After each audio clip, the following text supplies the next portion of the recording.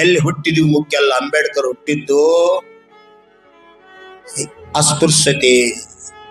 ಯಾರನ್ನ ನಾವು ಶೂದ್ರ ಅಂತ ಕರಿತೀವಿ, ಯಾರನ್ನ ಸ್ಪರ್ಶ ಮಾಡಿದ್ರೆ ಜಳಕ ಮಾಡ್ಬೇಕಂತ ಹೇಳ್ತೀರಿ, ಅಂತ ಮಣಿತನದೊಳಗೆ ಹುಟ್ಟಿದಕ್ಕಂತ ಬಾಲಕ ಸಂವಿಧಾನ ಶಿಲ್ಪಿಯಾಗಿ ಭಾರತ ರತ್ನ ಆಗ್ತಾರಂದ್ರ ಅಲ್ಲಿ ಸಂಸ್ಕಾರದ ಪ್ರಭಾವ, ಧರ್ಮದ ಪ್ರಭಾವ. ಆ ವ್ಯಕ್ತಿ ಹೇಳ್ತಿದ್ರು ಅಂಬೇಡ್ಕರ್ ಅವರು, ಜೈನ ಧರ್ಮ ಇಷ್ಟು ಪವಿತ್ರ ಧರ್ಮದ, ಇಷ್ಟು ಶ್ರೇಷ್ಠ ಧರ್ಮದ, ನನ್ನ ಕರ್ಕೊಂಡ್ರೆ ನಾ ಜೈನ ಧರ್ಮ ಸ್ವೀಕಾರ ಮಾಡಕ್ ತಯಾರದೀನಿ. ನಾನು ಒಬ್ಬನೇ ಅಲ್ಲ, ನನ್ನ ಜೊತೆಗೆ 7 ಲಕ್ಷ ಜನ ಜೈನ ಧರ್ಮ ಸ್ವೀಕಾರ ಮಾಡಕ್ ತಯಾರದ್ರ ಅಂತ ಸ್ವತಃ ನಿವೇದನೆ ಮಾಡಿದ್ರು. ಅಂತ ಜೈನ ಧರ್ಮದ ಸಿದ್ಧಾಂತವನ್ನ ಒಪ್ಪಿಕೊಂಡಿದ್ರು, ಅದರ ತತ್ವದ ಅರ್ಥ ತಿಳ್ಕೊಂಡಿದ್ರು.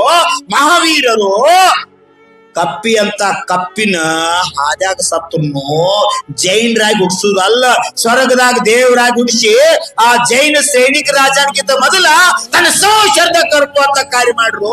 ಅಂತ ಶ್ರೇಷ್ಠ ತೀರ್ಥಂಕರರ ಮರ್ಮ, ತೀರ್ಥಂಕರರ ತತ್ವ ಮಾನವ ಕುಲು ಕಟ್ಟಲ್ಲ, ವಿಶ್ವದ ಸರ್ವ ಜೀವಿಗಳ 84 ಲಕ್ಷ ಯೋನಿಗಳಲ್ಲಿರ್ತಕ್ಕಂಥ ಎಲ್ಲ ಆತ್ಮನನ್ನ ಪರಮಾತ್ಮ ಮಾಡ್ತಕ್ಕಂಥ ಧರ್ಮ, ಪರಮಾತ್ಮ ತತ್ವ ಬೀಜ ರೂಪ ಪರಮಾತ್ಮ ಅಂತಕ್ಕಂಥ ಹೇಳತಕ್ಕಂಥ ಧರ್ಮ ಈ ಭೂಮಿ ಮೇಲೆ ಯಾವ ಇದ್ರ ಅದು ಜಿನ ಧರ್ಮ, ಜಿನೇಂದ್ರರಿಂದ ಹೊರಲಿರ್ತಕ್ಕಂಥ ಧರ್ಮ.